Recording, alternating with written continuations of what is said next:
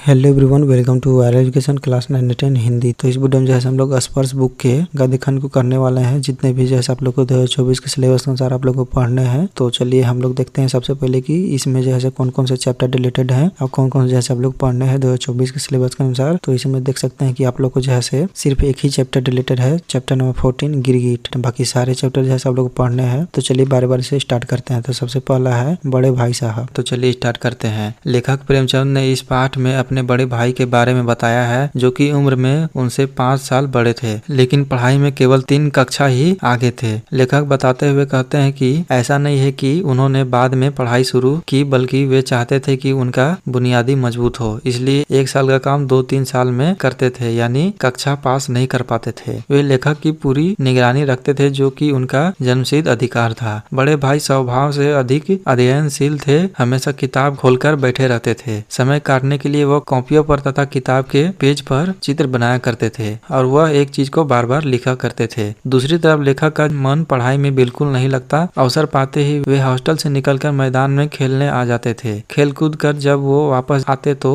उनके भाई लेखक को डांटते हुए कहते कि पढ़ाई इतनी आसान नहीं है, इसके लिए रात दिन आँख खोलकर पढ़नी पड़ती है, खून जलाना पड़ता है, तब जाकर यह समझ में आती है। अगर तुम्हें इसी तरह से खेलकर समय गंवानी हो तो बेहतर है कि घर चले जाओ और गुल्ली डंडे खेलो। इस तरह यहाँ रहकर दादा की गाड़ी कमाई के रुपये क्यों बर्बाद कर रहे हो। ऐसी लताड़ सुनकर लेखक रोने लगे और उन्हें लगता कि पढ़ाई का काम उनके बस का नहीं है। परंतु 2-3 घंटे बाद निराशा हटती तो फटाफट पढ़ाई लिखाई की कठिन टाइम टेबल बना लेते, जिसका वो पालन नहीं कर सकते। खेल कूद के मैदान उन्हें बाहर खींच लेती थी। इतने फटकार के बाद भी वो खेल में शामिल हो रहे हैं। सालाना परीक्षा में बड़े भाई फिर फेल हो गए और लेखक अपनी कक्षा में प्रथम आए। उन दोनों के बीच अब 2 कक्षा की दूरी रह गई थी। अब बड़े भाई का लेखक पर ज्यादा दबाव नहीं था। एक दिन लेखक सारा समय खेल में बिताया, लौटे तब भाई साहब ने उन्हें जमकर डांटा और कहा कि अगर कक्षा में अव्वल आने पर घमंड हो गया है तो यह जान लो कि बड़े बड़े आदमी का भी घमंड नहीं टिक पाया, तुम्हारी क्या हस्ती है। अनेक उदाहरण देकर लेखक को चेताया। बड़े भाई ने कक्षा की अलजेब्रा, ज्योमेट्री और इतिहास पर अपनी टिप्पणी की और बताया कि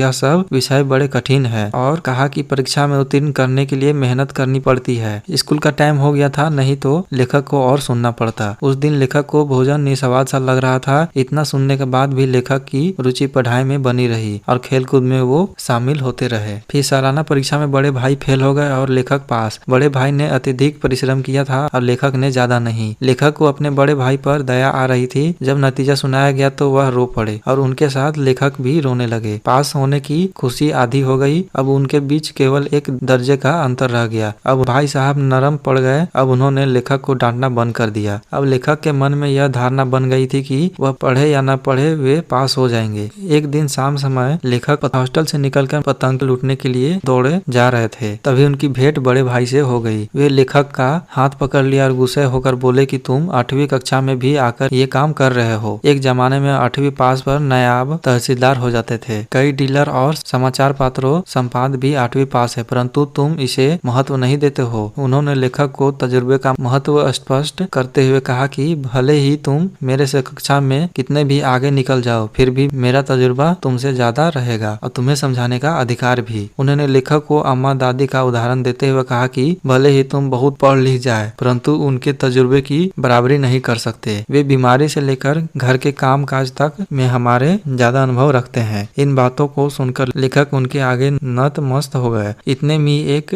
पतंग उन लोगों के ऊपर से गुजरा। चूंकि बड़े भाई लंबे थे, इसलिए उन्होंने पतंग की डोर पकड़ ली और हॉस्टल की तरफ दौड़कर भागने लगे। लेखक उनके पीछे पीछे भागे जा रहे थे। तो यही था बड़े भाई साहब चैप्टर। उसके बाद है डायरी का एक पन्ना। तो इस पाठ में लेखक सीताराम सेक्सरिया ने 26 जनवरी 1931 को कोलकाता में मनाए गए स्वतंत्रता दिवस का विवरण प्रस्तुत किया है। लेखक ने बताया कि भारत में स्वतंत्रता दिवस पहली बार 26 जनवरी 1930 में मनाया गया था, परंतु उस साल कोलकाता की स्वतंत्रता दिवस में ज्यादा हिस्सेदारी नहीं थी। परंतु इस साल पूरी तैयारी की गई थी। केवल प्रचार में 2000 रुपये खर्च किए गए थे। लोगों को घर घर जाकर समझाया गया था। बड़े बाजार के पर्याय मकानों पर तिरंगा फहराया गया था। कलकत्ता के हर भाग में झंडे लगाए गए थे। ऐसी सजावट पहले कभी नहीं हुई थी। पुलिस भी प्रत्येक मोड़ में तैनात होकर अपनी पूरी ताकत से गश्त दे रही थी और घुड़सवार का भी प्रबंध था। मॉन्यूमेंट के नीचे जहाँ सभा होने वाली थी, उस जगह को पुलिस ने सुबह 6 बजे से ही घेर लिया था। फिर भी कई जगह सुबह में ही झंडा फहराया गया। श्रद्धानंद पार्क में बंगाल प्रांतीय विद्यार्थी संघ के मंत्री अविनाश बाबू ने जब झंडा गाड़ा तब उन्हें पकड़ लिया गया। तारा सुंदरी पार्क में बड़ा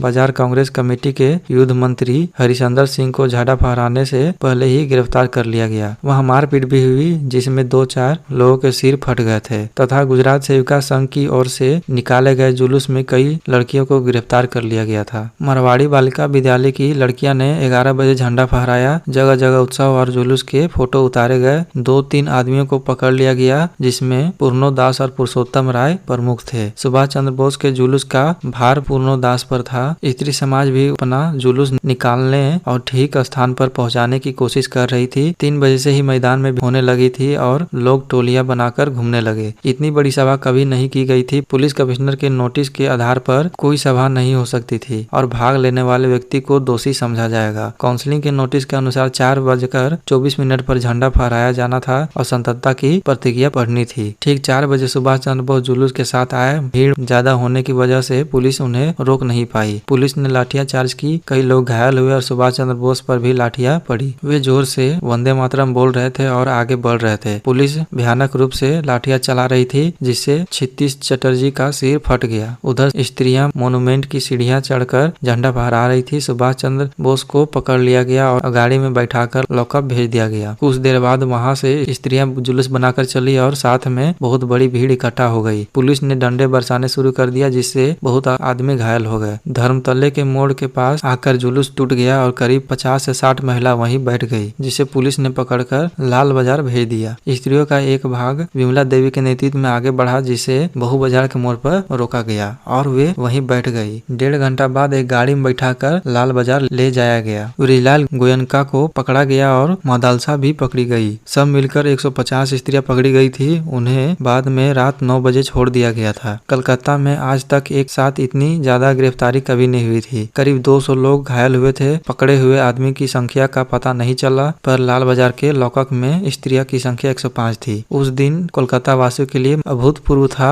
आज वो कलंक धुल गया कि कलकत्ता वासियों की यहाँ काम नहीं हो सकता। तो ये था डायरी का एक पन्ना। उसके बाद है चैप्टर नंबर 12 तंतारा वामिरो कथा। ततारा वामिरो कथा अंडमान निकोबार द्वीप समूह के एक छोटे से द्वीप पर केंद्रित है। उस द्वीप पर एक दूसरे से शत्रुता का भाव अपनी अंतिम सीमा पर पहुंच चुका था। इस शत्रुता की भाव को जड़ से उखाड़ने के लिए एक जोड़ी को आत्म बलिदान देना पड़ा था। उसी जोड़ी के बलिदान पर वर्णन लेखक ने प्रस्तुत पाठ में किया है। बहुत समय पहले जब लिटिल अंडमान और कार निकोबार एक साथ जुड़े थे तब वहाँ एक बहुत सुंदर गांव हुआ करता था। उसी गांव के पास में ही एक सुंदर और शक्तिशाली युवक रहता था जिसका नाम ततारा था। निकोबार के सभी व्यक्ति उसे बहुत प्यार करते थे। इसका एक कारण था कि ततारा एक भला और सबकी मदद करने वाला व्यक्ति था। जब भी कोई मुसीबत में होता था तो हर कोई उसी को याद करता था और वह भी भागा भागा वहाँ उनकी मदद करने के लिए पहुंच जाता था। ततारा हमेशा अपनी पारंपरिक पोशाक पहनता था और हमेशा अपनी कमर में एक लकड़ी की तलवार को बांधे रखता था। लोगों का मानना था कि उस तलवार में लकड़ी की होने के बावजूद भी अनोखी देवी शक्तियां थी। ततारा कभी भी अपनी तलवार को अपने से अलग कभी नहीं करता था। वह दूसरे के सामने तलवार का प्रयोग भी नहीं करता था। ततारा की तलवार जिज्ञासा पैदा करने वाला ऐसा राज था जिसको कोई नहीं जानता था। एक शाम को ततारा दिन भर की कठोर मेहनत करने के बाद समुद्र के किनारे घूमने के लिए चल पड़ा। समुद्र से ठंडी ठंडी हवाएं आ रही थी। शाम के समय पक्षियों की जो चहचहाट होती है वो भी धीरे धीरे शांत हो रही थी। ततारा अपने ही विचारों में खोया हुआ था और समुद्र की बालू पर बैठकर सूरज की आखिरी किरणों को समुद्र के पानी पर देख रहा था जो बहुत रंग बिरंगे दिख रहे थे। तभी कहीं से उसे मधुर संगीत सुनाई दिया जो उसके आसपास कोई गा रहा था। ततारा बेचैन मन से उस दिशा की ओर बढ़ता गया। आखिरकार ततारा की नजर एक युवती पर पड़ी। उस युवती को यह पता नहीं था कि कोई युवक उसे बिना कुछ बोले बस देख रहा है। उसी समय अचानक एक ऊंची लहर उठी और उसको भिगो कर चली गई। इस तरह अचानक भीगने से वह युवती हड़बड़ा गई और अपना गाना भूल गई। ततारा ने बहुत ही विनम्र तरीके से उस व्यक्ति से पूछा कि तुम्हें अचानक इतना सुरीला अच्छा और गाना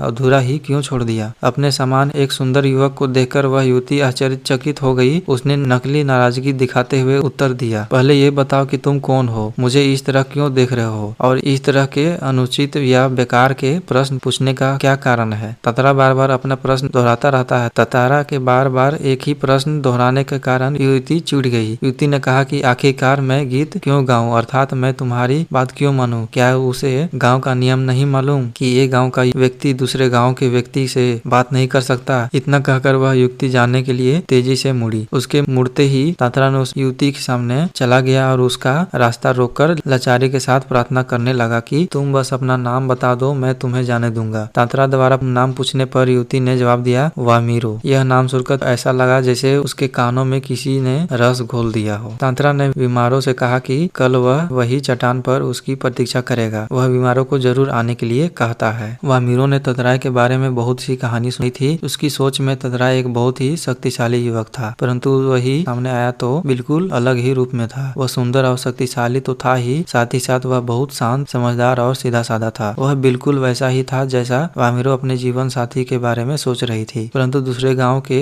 युवक के साथ उसका संबंध रीति रिवाज के विरुद्ध था। इसलिए ततराय को भूल जाना ही समझदारी समझा, परंतु यह आसान नहीं लग रहा था क्योंकि तात्रा बार बार उसी की आंखों के सामने आ रही थी, जैसे वह बिन पलकों को झपकाए उसकी प्रतीक्षा कर रही हो। तो यही था तात्रा वामीरो चैप्टर। उसके बाद गद्य खंड का चैप्टर नंबर 13, तीसरी कसम के। तो इस पाठ में लेखक ने गीतकार शैलेंद्र और उनकी बनाई हुई पहली और आखिरी फिल्म तीसरी कसम के बारे में बताया है। तो सन 1966 में राज कपूर द्वारा अभिनीत और कवि शैलेंद्र की तीसरी कसम फिल्म प्रदर्शित की गई थी। मतलब 1966 में यथा से तीसरी कसम फिल्म आई थी। यह फिल्म नहीं बल्कि सेलुलाइड पर लिखी कविता थी। इसमें हिंदी साहित्य और अत्यंत मार्मिक कथा कृति को सेलुलाइड पर उतारा गया था। तो शैलेंद्र ने इसमें अपनी संवेदनशीलता को अच्छी तरह से दिखाया था। राज कपूर ने भी अपनी अच्छी भूमिका निभाई थी इसमें, और इस फिल्म जो है से वहीदा रहमा नायिका के रूप में थी। राज कपूर ने इस फिल्म के लिए शैलेंद्र से सिर्फ ₹1 लिया था और फिल्म के असफल होने की संभावना के बारे में भी बताया था, लेकिन शैलेंद्र को धन से अधिक अपनी आत्मसंतुष्टि अधिक प्रिय लगी। उसके बाद आगे लेखक बोलते हैं कि फिल्म में जय किशन का संगीत था और उनके गाने पहले ही लोकप्रिय हो चुके थे, परंतु फिल्म को खरीदने वाला कोई नहीं था। फिल्म की संवेदना आसानी से समझ में आने वाली नहीं थी, इसलिए फिल्म का प्रचार कम हुआ और वह कब आई और कब गई पता नहीं चला। शैलेंद्र ने झूठे अभिजाति को कभी नहीं अपनाया और सीरीज 420 के एक 10 दिशाएं कही गई अपनी कहानियों को संगीतकार जय किशन के कहने पर नहीं बदला, क्योंकि वे दर्शकों की रुचि के आड़ में अनपन अतलेपन को नहीं थोपना चाहते थे। तो यही था तीसरी कसम के शिल्पकार चैप्टर। उसके बाद चैप्टर नंबर 14 जो है आप लोग का डिलीटेड है, जिसका नाम है गिरगिट। ये जैसे डिलीटेड है, इसलिए चलते हैं चैप्टर नंबर 15 की ओर। इसका नाम है अब कहाँ दूसरे के दुख से दुखी होने वाले। तो इस चैप्टर में लेखक ने मानव द्वारा अपने स्वार्थ के लिए किए गए धरती पर अत्याचारों से अवगत किया है। इस चैप्टर में बताया कि किस तरह मानव की इन मिट्टियों वाली भूख ने धरती के जीव जंतुओं के साथ खुद के लिए भी मुसीबत खड़ी कर दी है। इससे 1025 वर्ष पहले एक बादशाह थे। उन्हें बाइबल के अनुसार सोलेमन कहा जाता था और उन्हें कुरान में सुलेमान कहा जाता है। वह सिर्फ मानव जाति के ही राजा नहीं थे, बल्कि सभी छोटे बड़े पशु पक्षियों के भी राजा थे। वह इन सब की भाषा जानते थे। एक बार वे अपने लशक के साथ रास्ते में गुजर रहे थे। उस रास्ते में कुछ चींटियां घोड़ों की टापों की आवाजें सुनकर अपने बिल्लों की तरफ वापस चली जा रही थी। इस पर सुलेमान ने उनसे घबराने को नहीं कहा कि खुदा ने उन्होंने सबका रखवाला बनाया है। वे मुसीबत में नहीं है, बल्कि सबके लिए मुहब्बत है। चींटियों ने उनके लिए दुआ की और आगे बढ़ते चले। ऐसी एक घटना का जिक्र करते हुए सीधी भाषा में महाकवि शेख आजाद अपने आत्मकथा में लिखते हैं कि एक दिन उनके पिता कुएं से नहाकर घर लौटते तो माँ ने भोजन परोसा। जब उन्होंने रोटी का एक कवर तोड़ा तो तभी उन्हें अपनी बाबूजी पर एक काला चुट्टी रेंगता हुआ दिखाई दिया। वे भोजन छोड़कर उठ खड़े हुए और पहले उस बेघर हुए चुट्टी को वापस उनके घर कुएं पर छोड़ाए। बाइबल और अन्य ग्रंथों में नूह नामक एक पैगंबर का जिक्र मिलता है, जिनका असली नाम लश्कर था, परंतु अरब में उन्हें नून नाम से याद किया जाता है, क्योंकि ये पूरी जिंदगी रोते रहे। एक बार इनके सामने से एक घायल कुत्ता गुजरा। उन्होंने उस गंदे कुत्ते को दूर हो जाने के लिए कहा, क्योंकि इस्लाम में कुत्ते को गंदा माना जाता है। कुत्ते ने इस दुत्कार को सुनकर जवाब दिया कि न मैं अपनी मर्जी से कुत्ता हूँ और न तू अपनी पसंद से इंसान हो, बनाने वाला सब एक ही है। इन बात को सुनकर वे दुखी हो गए और सारी उम्र रोते रहे। महाभारत में भी एक कुत्ता ने युधिष्ठिर के साथ अंत कर दिया था। भले ही इस संसार की रचना की अलग अलग कहानियां हैं, परंतु तय है कि धरती किसी एक का ही नहीं है। सभी जीव जंतु, पशु पक्षी, नदी, पहाड़, इस सब का समान अधिकार है। लोग इस बात को नहीं समझते हैं। पहले उसने संसार जैसे परिवार को तोड़ा, फिर खुद टुकड़ों में बांटकर एक दूसरे से दूर हो चुका है। पहले लोग मिलजुल कर बड़े बड़े आंगनों में रहते थे, पर अब छोटे छोटे डिब्बों जैसे घर में सिमटने लगे हैं। बढ़ती हुई आबादी के कारण समुद्र को पीछे सड़काना पड़ रहा है, पेड़ों को रास्ते से हटाना पड़ रहा है, जिस कारण से फैले प्रदूषण ने पक्षियों को भगाना शुरू कर दिया है। इस जिसका परिणाम कभी जब देखते हैं आप लोग की बहुत ज्यादा गर्मी हो जाता है, कभी जब बाढ़ आ जाता है और इसी तरह से बहुत सारी चीजें आती है। ये सब पेड़ पौधे काटने की वजह से हुई है। लेखक की माँ कहती थी कि शाम ढलने पर पेड़ से पत्ते मत तोड़ो, वे रोएंगे। दिया बाती के वक्त फूल मत तोड़ो, दरिया पर जाओ तो सलाम करो। कबूतर को मत सताया करो, मुर्गे को परेशान मत करो, वह अजान देते हैं। लेखक बताते हैं कि उनका ग्वालियर में मकान था। उस मकान के रोशनदारी में कबूतर के एक जोड़े ने अपना घोंसला बना लिया। एक बिल्ली ने उचक कर 2 में से एक अंडा फोड़ दिया।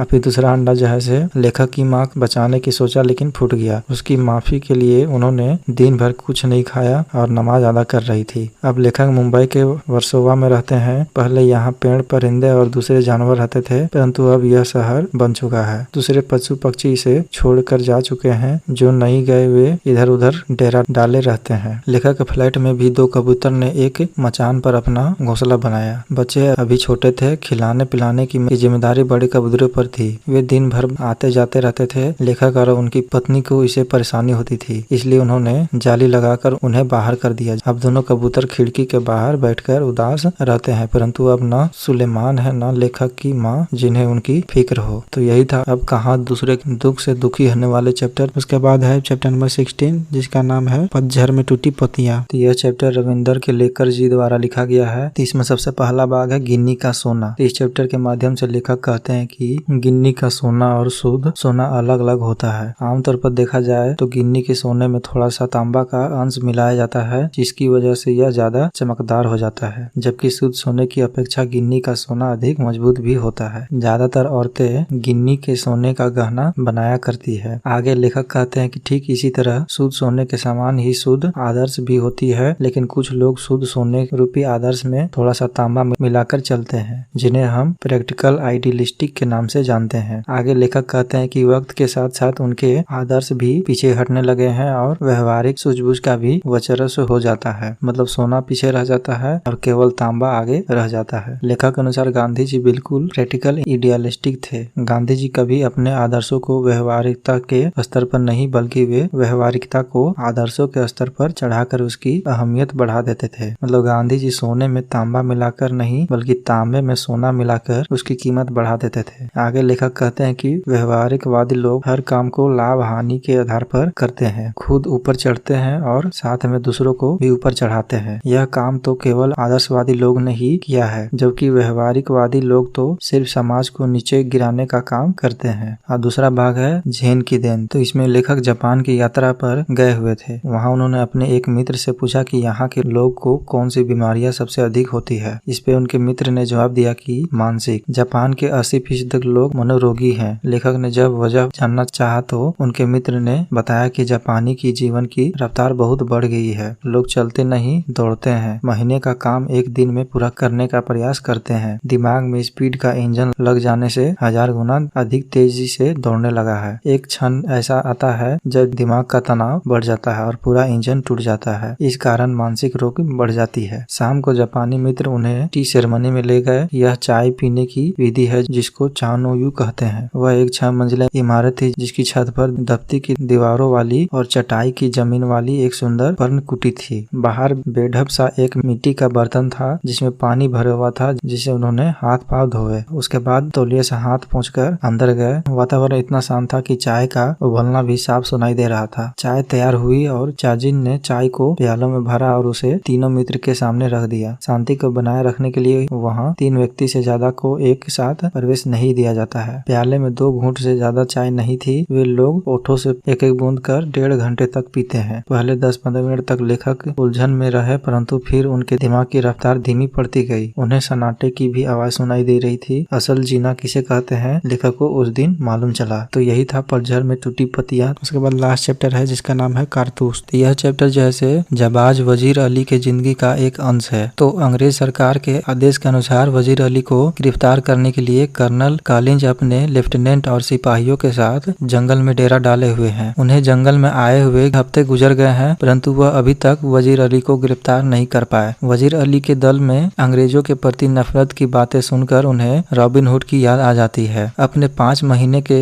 शासन काल में उसने अवध के दरबार से अंग्रेजी हुकूमत को साफ कर दिया। शहादत अली हाफिज-उद-दौला का भाई है और साथ ही वजीर अली का दुश्मन भी है, क्योंकि आसिफउद्दौला की लड़के की कोई उम्मीद नहीं थी, परंतु वजीर अली ने सादत अली के सारे सपने को तोड़ दिया। अंग्रेज ने सादत अली को अवध के तख्त पर बैठाया, क्योंकि वे अंग्रेज से मिलकर रहता है और ऐसे आदमी अंग्रेज को पसंद थे। इसके बदले में सादत अली ने अंग्रेज को आधी दौलत और 10 लाख रुपए नगद दिए थे। लेफ्टिनेंट कहते हैं कि सुना है वजीर अली ने अफगानिस्तान के बादशाह शाह जमान को हिंदुस्तान पर हमला करने की दावत दी है। इस पर कर्नल ने कहा कि अफगानिस्तान को हमले की दावत सबसे पहले टीपू सुल्तान ने दी। फिर वजीर अली ने भी उसे दिल्ली बुलाया। फिर शमसुद्दीन दौला ने, जो नवाब बंगाल का रिश्ते का भाई है और बहुत ही खतरनाक है। इस तरह पूरे हिंदुस्तान में कंपनी के खिलाफ लहर दौड़ गई है। यदि यह कामयाब हो गई तो लॉर्ड क्लाइव ने बक्सर और प्लासी के युद्ध में जो हासिल किया था वह लॉर्ड वेल्जली के हाथों खो देगी। कर्नल पूरी एक फौज लिए वजीर अली का पीछा जंगलों में कर रहा है, परंतु वह पकड़ में नहीं आया है। कर्नल ने वजीर अली द्वारा कंपनी के वकील की हत्या करने का किस्सा सुनाते हुए कहा कि